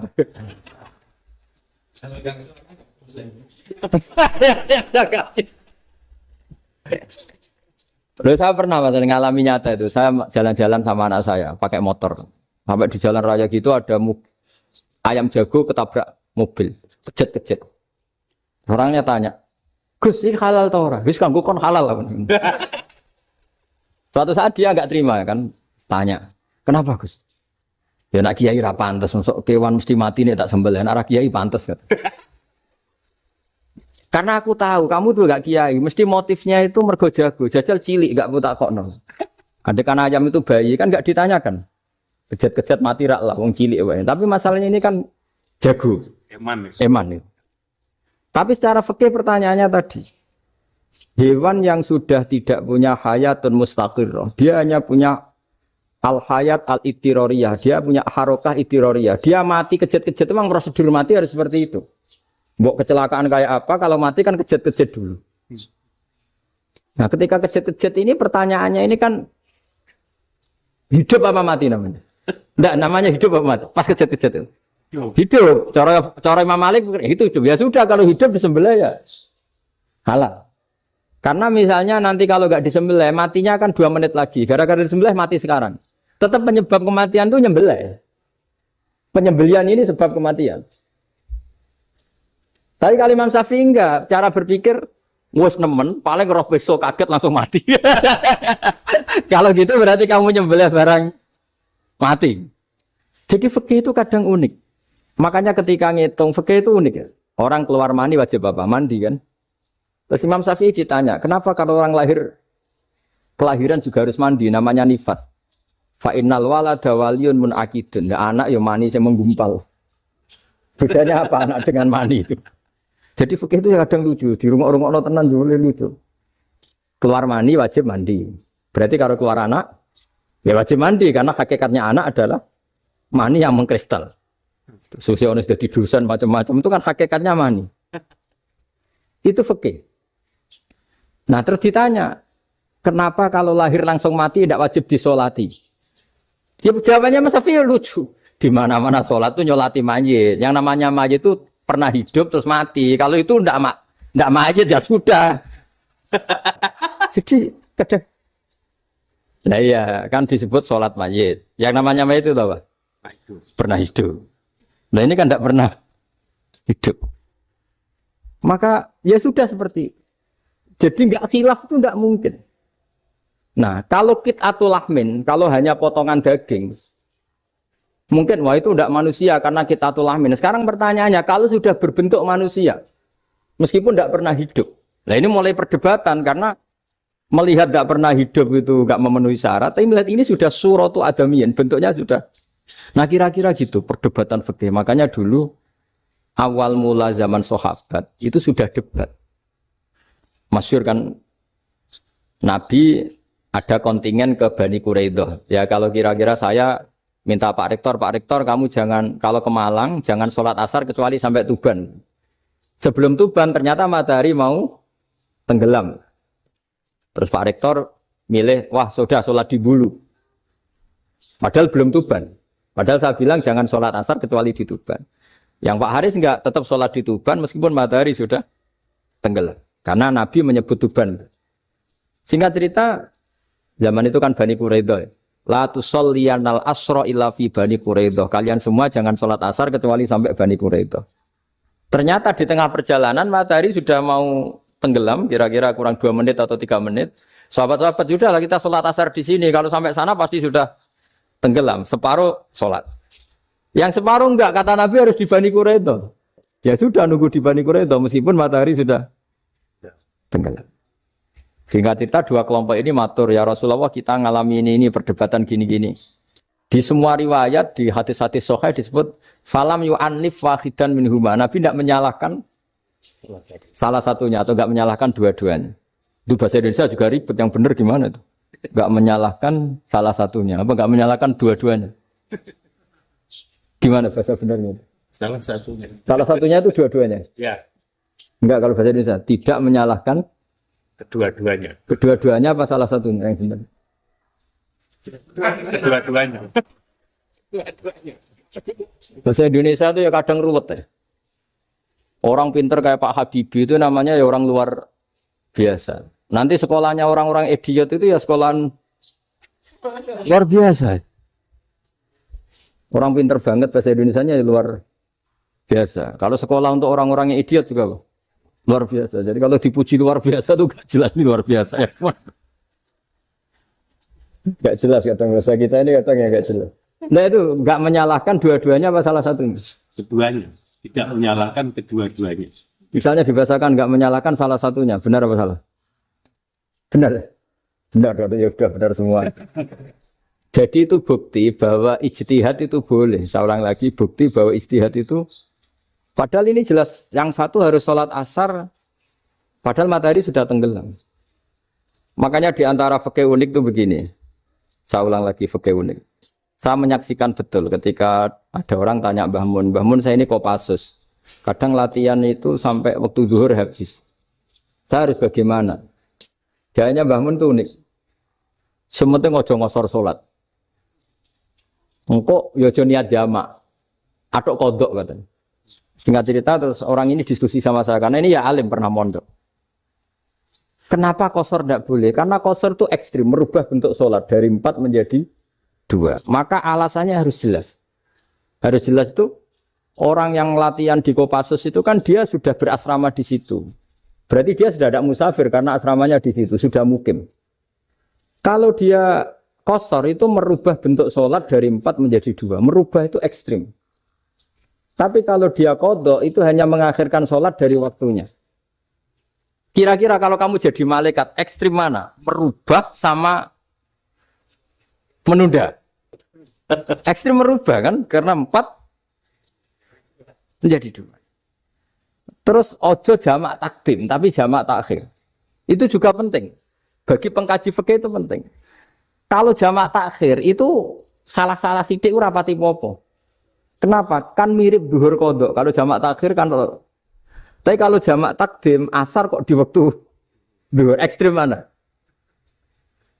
perubahan takhir sama takdim itu ekstrim mana? Ekstrim takdim karena melakukan sesuatu belum waktunya. Belum waktunya. Jadi itu memang ya memang tadi kajian-kajian fikih itu memang unik. Karena bagi ahlinya, saya ulang lagi tapi ini saya ulang lagi bagi ahlinya. Makanya ketika Nabi menjamak sholat ketika nusuk, ketika haji itu kata Imam Syafi'i lis safar. Karena Nabi pergi jauh karena rumahnya Medina. Tapi resikonya fatwa itu adalah orang Mekah nggak boleh jamak karena kawasannya nggak sampai 90 kilo lah kalau sekarang mungkin. Tapi kalau tahu Imam Malik nggak, jalin nusuk sehingga orang Mekah pun yang haji ya boleh jamak karena alasan jamaknya karena nusuk, karena haji bukan karena jarak. Terus diteruskan lagi. Kalau karena pergi boleh jamak, memangnya pergi itu kenapa? Karena repot. Nah, itu masalah kan masyakoh. Nah, terus mulai ada orang-orang yang ngawur kan resepsi jamak ribet. Wes resepsi duit utangan kan capek. Wah itu sudah jamak. Ribet kan. Jadi kalau sudah illatul hukmi itu sudah mesti bikin masalah. Kalau sudah illatul hukmi itu pasti bikin masalah. Nah, pertanyaannya, jamak itu masih gampang karena bentuknya sholat masih 4. Yang ekstrim kalau qasar karena bentuk sholat 4 menjadi 2. Maka kata Mbah Mun pesennya, nak kue ra mesti benere jika alasan itu tidak mesti benarnya. Pokoknya sementing tidak qasar kata.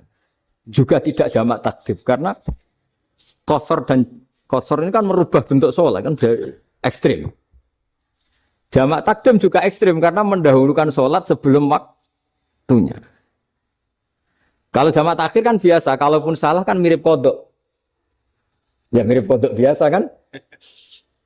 Nah ini saya cerita, jadi fikih itu bagi ahlinya itu memang punya konsekuensi yang seperti itu. Makanya pertanyaannya misalnya bagaimana hukumnya penyembelihan lewat mesin? Ya ribet kan. Bagaimana nyembelih dari apa ini? Belakang. Saya baca di kitab-kitab nyembelih dari belakang itu ya hukumnya tetap boleh asal apa itu fulkum dan mari itu terpotong. Tapi pertanyaannya, jangan-jangan ayamnya sudah kaget dulu karena uratnya ini. Makanya perlu ditanya ahli medis, lah uratnya tercabut ini jangan-jangan sudah berstatus mati. Kan potensi ketika dipotong dari sini, potensi sudah berstatus mati. Makanya, nah kalau misalnya menyembelih dengan dibuat plak gitu langsung mati gimana? Itu tetap ada doktor, kalau dalam bahasa fikih doktor. Dia terkaget, begitu, ada doktor karena nggak bisa bernafas terus mati. Berarti kelangsungannya bangkai. Jadi orang yang pengkaji fikih itu ya seperti itu, memang itu yang ditekuni. Tapi kita sebagai orang awam ya tadi, nak sing kecelakaan iku wedhus ta ayam jago ngeman, tapi nak pitik cilik ikhlas. Makanya ada pertanyaan orang-orang saya pernah ditanya itu ya bingung tenan. Gus, kalau ada orang mati oplosan misalnya, jenengan datang sholat enggak? Ya datang sholat kan dia orang mukmin saya tetap sholat. Kenapa? Ya kan matinya oplosan.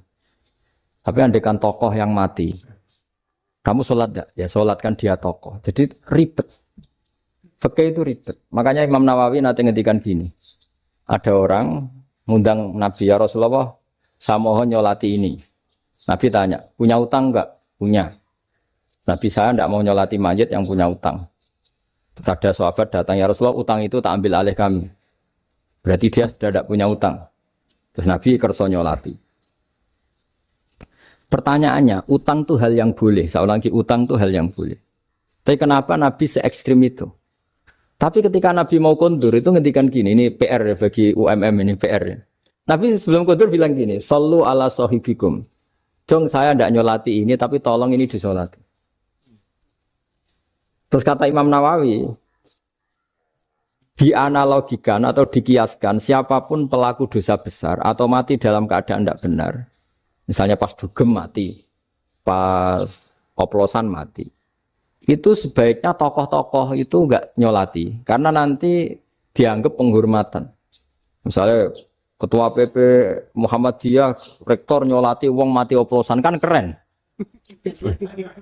Mati oplosan disolati rektor. Ya sudah, tapi kalau nggak disolati nanti ada tradisi yang keliru, yaitu janazatul muslim tidak ngalami disolati. Padahal siapapun yang muslim, janazahnya harus disolati. Makanya setengah-tengah, ya rasa rektor lah, satpam, pokoknya kudu tetap ada yang sholat gitu. Itu kata Imam Nawawi. Jadi ketika ada orang mati nggak benar, itu sebaiknya tokoh-tokohnya nggak ikut nyolati, tapi awamun nas, orang kebanyakan ikut sholat. Jadi fikih itu agak jadi karena tadi ketika tokoh ini nyolati, pertanyaannya bedanya apa? Mbek sing mati ning masjid, mbek mati oplosan. Karena sama-sama semua orang nyolati, kan tidak ada sanksi sosial itu. Tapi ketika nggak disolatkan sama sekali, wah lebih parah lagi. Ini ada janazatul muslim tidak disolati. Sehingga kata Imam Nawawi, ini hebatnya Nabi tengah-tengah. Jadi Nabi kundur, jong saya ada nyolati, tapi shollu ala sahibikum. Ya tapi ini kamu harus nyolati. Terus kata Imam Nawawi, orang yang mati bunuh diri, orang yang mati oplosan, orang mati secara nggak benar itu asal dia muslim tetap wajib disolati, karena sholat ini hakul muslim. Kan seorang muslim diantara haknya apa? Ketika mati dikafani, dimandikan, disolat. Tapi ini masalahnya matinya pas murtakibul kabiroh, pas melakukan dosa besar. Dan itu sebab kematiannya. Kalau dia oplosan, kan sebab matinya ya karena oplosan. Ya kan terus ribet. Mau disolati oleh, apalagi misalnya kita ketua ulama, udah terkenal wali, wah keren, mati oplosan itu disolati wali, kan ribet kan? Nanti yang repot malaikatnya. Itu ya, ini yang nggak kata bahaya. Saya pernah baca kitab itu yang repot malaikatnya. Itu ada yang bilang gini, orang yang punya hutang itu pasti nanti hisabnya berat. Diaudit malaikat sampai bisa nyaur hutangnya. Sementara malaikat kena konstitusi, kalau Nabi mendoakan harus mustajab. Ini kan ada dua hukum yang berlawanan. Sekali Nabi berdoa, wa maghfir lahu warhamhu, itu harus dituruti malaikat. Enggak boleh doanya Nabi enggak dituruti malaikat. Sementara aturan Islam juga harus dituruti, bahwa orang yang punya utang harus tersandra oleh hutangnya. Tapi nak sing dunia Pak Haris kan, enggak TN. Enggak ngefek gitu. Jadi misalnya Pak Haris bingung sampai nangis wa maghfir lahu, enggak ngefek. Malaikat enggak itu, enggak sudah lepas. Tapi kalau Nabi yang berdoa kan harus diturutin, ini masalahnya kan itu. Nah kalau diturutin berarti hutangnya harus bebas. Padahal secara aturan harus tersandra karena punya hutang. Dan nanti sama kalau yang mati oplosan ini yang doain wali sampai Allah maghfir lahu. Doanya wali kan harus terkabul. Sementara secara hukum dia harus kena sanksi karena oplosan tadi. Daripada ngerepotno malaikat, sudahlah wali-wali ini tidak usah ikut nyolatin. Yang nyolati ya orang-orang nggak jelas ini, sehingga kan malaikat kan santai aja kalau mau nyiksa. Loh tapi kan sudah didoain, nggak ngefek. Doanya orang-orang nggak penting. Itu ada tuh di sarah Muslim itu. Di sarah Muslim di bab ketika Nabi ngintikan babu qauli Rasulullah sallallahu alaihi wasallam, shallu ala sahibikum. Jadi belajar fikih itu asik. Karena tadi harus dipelajari. Kalau enggak, ilmu ini hilang. Terus nanti takutnya lagi ilmu fikih itu direduksi sosial. Terus misalnya gini, pepe wong cilik wae kiai-kiai ra gelem nyolati. Orang melihatnya ini karena yang oplosan wong cilik melarat ra disolati. Jajal bupati ya disolati, mergo amplope gede-gede kan terus ruwet kalau dianalisis itu kan ruwet. Makanya kenapa saya harus ngomong fikih supaya semuanya itu enggak didudukkan urusan sosial itu. Nah kalau semuanya didudukkan sosial kan sentimennya sentimen sosial. Ribet. Padahal yang sering mati oplosan itu kan ngomong cilik gitu loh. Karena tadi kalau wong sugih kan pakai whisky yang mahal yang insya Allah tidak mati kan gitu. Nah, yang mati kan ya mergo pertos macam-macam itu kan. Artinya ini kalau nggak diterangkan secara fikih, kiai-kiai yang nggak datang dikira masalah sosial kan. Oh, PP salam tempel era gede terus enggak datang kan terus jadi ribet. Ya makanya ini lewat pengajian ini supaya sampean lebih tahu ya bahwa khazanah Islam ini kata beberapa ulama ka'afatal linnas, maknanya semuanya, sehingga Allah akan mentakdirkan kajian Islam akan ada di seluruh dunia. Jadi kenapa IAIN marak di Indonesia, UMM, Universitas NU banyak? Karena agama ini kafatal linnas, tidak miliknya orang Arab, tapi milik semua. Orang alimnya juga gitu. Ketika ada liga alim seluruh dunia, itu orang Indonesia, orang Afrika, ya selalu ada orang alim yang kelas dunia. Seperti dulu ada Imam Bukhari, itu as-sakhul kutub ba'da kitabillah. Kitab terbaik setelah Quran itu Bukhari. Padahal dikarang oleh orang Uzbek.